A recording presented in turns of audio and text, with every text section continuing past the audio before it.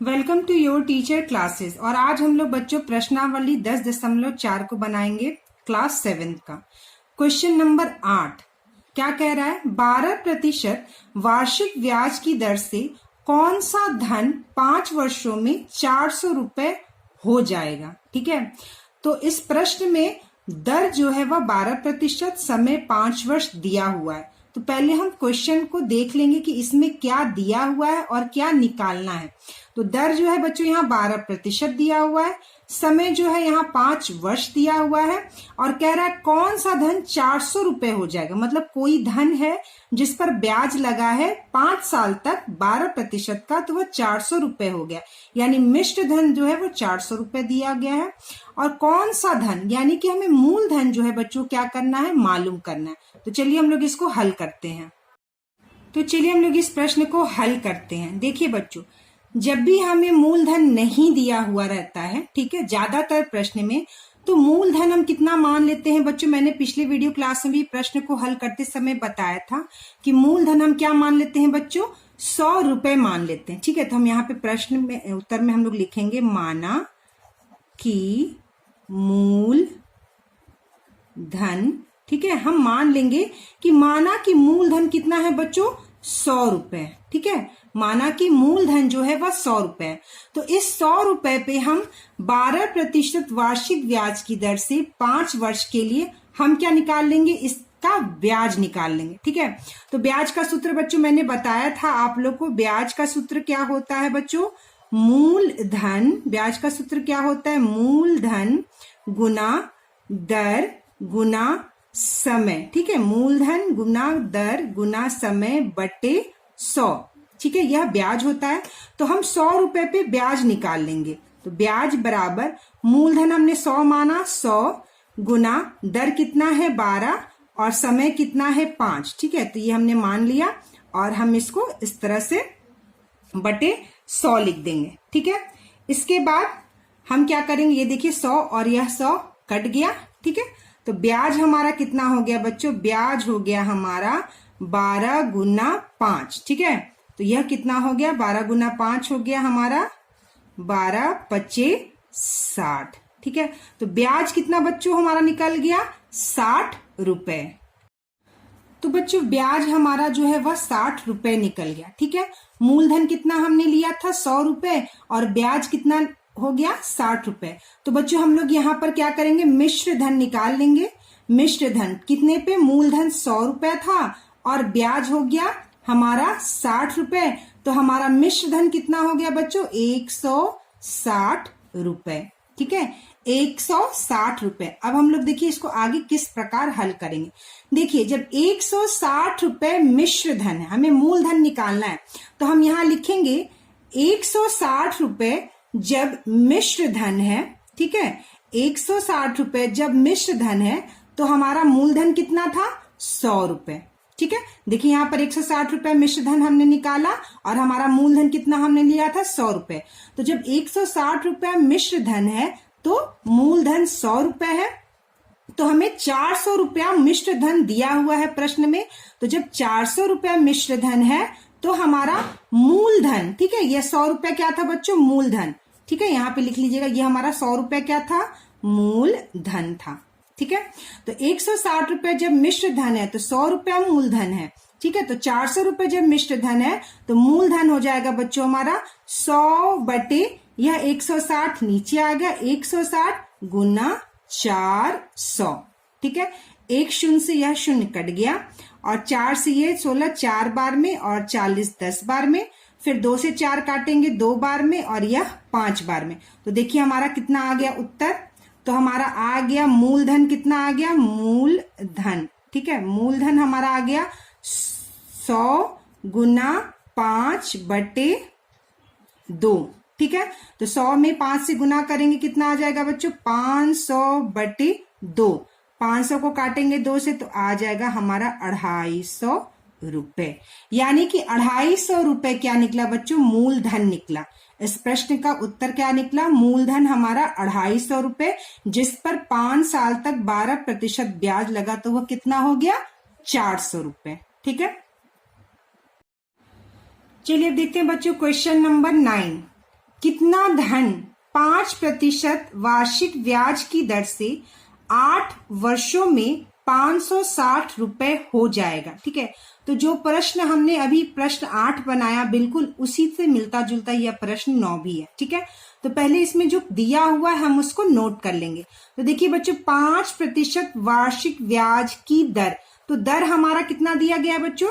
दर हमारा यहाँ दिया गया है 5%। ठीक है, 5% क्या है बच्चों? हमारा दर है 8 वर्षों में। ठीक है, तो समय कितना दिया गया है बच्चों? 8 वर्षों में 560 रुपए हो जाएगा। तो ये कह रहा है कितना धन, ठीक है, कितना धन जो है 5% वार्षिक ब्याज की दर से 8 वर्षों में 560 रुपए हो जाएगा। यानी हमारा मिश्र धन जो है बच्चों वह 560 रुपए दिया गया है। और कितना धन, यानी कि यहाँ पर मूल धन जो है वह पूछ रहा है, क्योंकि मूल ही धन पूछ रहा है जिसमें 8 साल तक 5% वार्षिक ब्याज की दर लगी है, जिससे वह रुपया जो है वह 560 हो गया। ठीक है, तो यह प्रश्न में दिया हुआ है और हमें मूलधन निकालना है। तो बच्चों इस प्रश्न में हमको मूलधन निकालना है हमें। तो मैंने बताया था कि मूलधन को क्या हम मान लेंगे बच्चों? हम मान लेंगे मूलधन को 100 रुपए। ठीक है, तो माना कि मूलधन हमें जो निकालना है, हम इसे मान लीजिए, माना कि मूलधन कितना है बच्चों? 100 रुपए। तो इस 100 रुपए पे हम सबसे पहले क्या करेंगे? ब्याज निकालेंगे। तो ब्याज बराबर मूलधन गुना दर गुना समय बटे 100।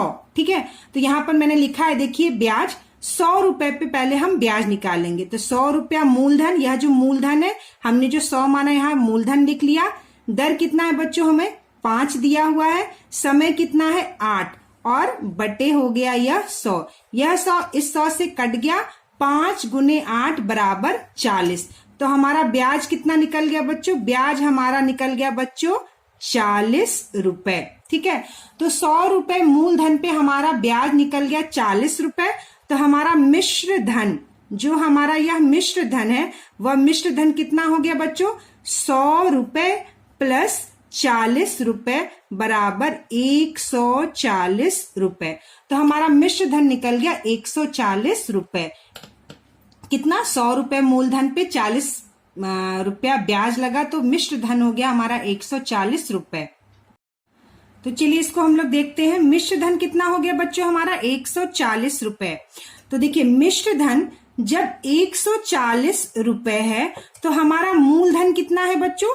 100 रुपए है। ठीक है, मूलधन कितना है हमारा? 100 रुपए।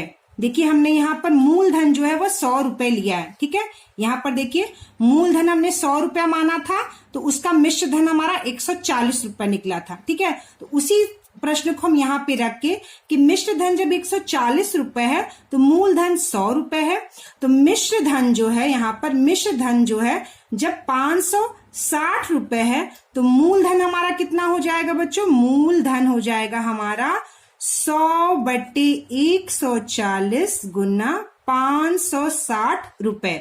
तो यह शून्य और यह शून्य कट गया और 14 से 56 यह 4 बार में गया, तो यह हो गया 100 गुना 4 बराबर 400 रुपए। तो यह क्या निकल गया बच्चों? हमारा मूलधन निकल गया। मूलधन कितना निकल गया बच्चों? 400 रुपए। तो चलिए अब हम लोग क्वेश्चन नंबर 10 देखते हैं बच्चों। कितने धन का 6% वार्षिक ब्याज की दर से 2.5 वर्ष यानी 2.5 यानी 2.5 वर्ष में वही ब्याज होगा जो 400 रुपए का 5 वार्षिक ब्याज की दर से 3 वर्षों में होगा। ठीक है, तो 400 रुपए का जो है 400 रुपए कोई मूलधन है बच्चों। ठीक है, पहले हम लोग ये वाली लाइन को समझते हैं। 400 रुपए कोई मूलधन है, ठीक है, जिसपे 5 साल के लिए वार्षिक ब्याज की दर, ठीक है, 5 वार्षिक, यहाँ पे परसेंटेज होगा, 5% वार्षिक ब्याज की दर से 3 वर्षों में होगा। यानी 400 रुपए आपको मूलधन दिया गया है, उस पे समय आपको 3 वर्ष है और दर जो है वो 5% है। ठीक है, तो इसका जो ब्याज होगा बच्चों, कह रहा है प्रश्न में, इसका जो ब्याज होगा वही ब्याज जो है 6% वार्षिक ब्याज की दर से 2.5 वर्ष में लगेगा। यानी 6% वार्षिक ब्याज और 2.5 वर्ष, ठीक है, इसका जो ब्याज होगा वो ब्याज इसके ब्याज से बराबर होगा, और एक का मूलधन दिया है, दूसरे का मूलधन हमें यहाँ पे नहीं दिया है, तो हमको यही ज्ञात करना है। तो सबसे पहले मैंने क्या कहा था, प्रश्न में जो दिया है पहले हम लोग उसको नोट करेंगे और जो निकालना है उसको नोट करेंगे, ठीक है। तो जब मैं यहाँ पे लिखूंगी कि क्या दिया है और क्या निकालना है, तब ये प्रश्न आपको ज्यादा समझ में आएगा। चलिए बच्चों, यहाँ पर क्या दिया हुआ पहले हम लोग इसको नोट कर लेंगे। तो देखिए यहाँ पे 400 रुपए का 5% वार्षिक ब्याज की दर से 3 वर्षों में होगा। तो 400 रुपए का यानी 400 रुपए हमें एक मूलधन दिया हुआ है, तो हम यहाँ लिख देंगे मूलधन 400 और यहाँ पे हम डाल देंगे 1 नंबर, ठीक है। यानी मूलधन 1 हमको 400 दिया गया है, और इस 400 रुपए का वार्षिक ब्याज दर कितना है, 5% है, तो हम यहाँ लिख देंगे 5। और इस 400 रुपए का जो मूलधन पे 5% वार्षिक ब्याज दर लगा है, वह कितने वर्षों के लिए लगा है, 3 वर्ष, यानी कि समय 1 यहाँ पर 3 हम लिख लेंगे, ठीक है। तो मूलधन 1 400 रुपए और दर 1 यहाँ लिख दिया मैंने 5, और समय यहाँ पे लिख दिया है मैंने 3, ठीक है। यहाँ पे समय 3 वर्ष दिया। अब देखिए यहाँ पर दूसरा प्रश्न, कितना धन, ये पूछ रहा है कितने धन का 6% वार्षिक ब्याज की दर, यानी दूसरा दर हमको दिया है 6% से 2.5 वर्ष में, यहाँ पर वर्ष कितना दिया है 2.5, ठीक है। और पूछ रहा है कितने धन का 8% वार्षिक ब्याज की दर 2.5 वर्ष, तो यह मूलधन जो दूसरा है यह हमें निकालना है। कितना धन का यानी मूलधन निकालना है, तो मूलधन यहाँ पे 2 मैंने लिख दिया। अब 1 या 2 क्या है, अगर किसी बच्चे को कंफ्यूजन है तो आप इस तरह से समझिए कि यह प्रश्न में 2 दर दिया हुआ है, इसलिए मैंने दर 1 दर 2 लिखा। इस प्रश्न में 2 समय दिया हुआ, इसलिए मैंने समय 1 समय 2 लिखा। 2 यहाँ पर मूलधन है, जिसमें एक मूलधन तो दिया हुआ है और दूसरे मूलधन को यह पूछ रहा है, इसलिए मैंने मूलधन 1 और मूलधन 2 लिखा। अब यहाँ पर ये क्या कह रहा है, देखिए बच्चों, प्रश्न में वही ब्याज होगा, वही ब्याज होगा, मतलब यह जितने धन का 6% वार्षिक ब्याज की दर से 2.5 वर्ष में ब्याज होगा, वही ब्याज जो है 400 रुपए मूलधन पर होगा। यानी दोनों का ब्याज जो है बच्चों वह बराबर होगा। यानी कि अगर ब्याज की बात करें हम लोग, तो ब्याज 1, ठीक है, एक इस पर ब्याज निकलेगा और एक इस पर ब्याज निकलेगा, दोनों पर हमारा ब्याज निकलेगा, ठीक है। तो ब्याज जो है दोनों का क्या है बच्चों, वह बराबर है, ठीक है। ब्याज 1 जो है ब्याज दूसरे के बराबर है, यानी दोनों का ब्याज जो है बच्चों क्या है, वह बराबर है। देखिए बच्चों, ये जो है इस अध्याय का लास्ट प्रश्न है। मैंने अभी तक सारे शब्दों को हिंदी में लिखकर बताया था। मैंने शुरू में भी वीडियो बनाया था तो बताया था, मूलधन को हम इंग्लिश में प्रिंसिपल अमाउंट कहते हैं और इसको हम P से डिनोट करते हैं। दर को हम रेट RAT रेट इंग्लिश में बोलते हैं और इसको हम R से संकेत यानी डिनोट करते हैं। समय को हम लोग किससे डिनोट करते हैं बच्चों, T से, टाइम, ठीक है, PRT, ठीक है। और ब्याज को हम सिंपल इंटरेस्ट SI से डिनोट करते हैं। ब्याज को इंग्लिश में क्या कहते हैं, सिंपल इंटरेस्ट, साधारण ब्याज को इंग्लिश में सिंपल इंटरेस्ट कहते हैं। तो यही फॉर्मूला है ब्याज का, जो हम लोग हिंदी में लिखते हैं वह इंग्लिश में यही फॉर्मूला है, simple interest is equal to P into R into T बराबर 100, ठीक है। तो यहाँ पर देखिए P1 R1 T1, यानी P1 400 रुपए, यानी P1 400 रुपए, R1 5 साल और T1 3 दिया हुआ है। यहाँ पर हम P2 लिख देंगे, P2 हमको निकालना है। दर यानी R2 दिया हुआ है, T2 यानी टाइम यहाँ पर 2.5 वर्ष दिया हुआ है। और ब्याज दोनों का क्या है बच्चों, बराबर है, दोनों का ब्याज जो है बराबर है। तो इसके ब्याज को हम SI1 से डिनोट करेंगे और इधर के ब्याज को हम SI2 से डिनोट करेंगे, ठीक है। और चूंकि ब्याज हमारा बराबर है तो SI1 बराबर SI2 के है, ठीक है। सिंपल इंटरेस्ट पहला, सिंपल इंटरेस्ट दूसरे के बराबर है। तो SI क्या है बच्चों, सिंपल इंटरेस्ट क्या है हमारा, ब्याज क्या है, ब्याज है हमारा मूलधन P into R1 into T1 बटे 100, ठीक है, बटे 100। S1 यानी सिंपल इंटरेस्ट 1 का यह यहां पर आप लिख सकते हैं, अगर आपको थोड़ा भी कंफ्यूजन है तो सिंपल इंटरेस्ट 1 जो होगा P1 into R1 into T1 बटे 100 होगा, और यहां पर सिंपल इंटरेस्ट 2 जो होगा P2 into R2 into T2 बटे 100, ठीक है। तो S1 यहां दिया है, S2 दिया है, और यह दोनों एक दूसरे के क्या है बच्चों, बराबर है। तो हम यहाँ पे बराबर का साइन लिखेंगे, P2 into R2 into T2 बटे 100, ठीक है।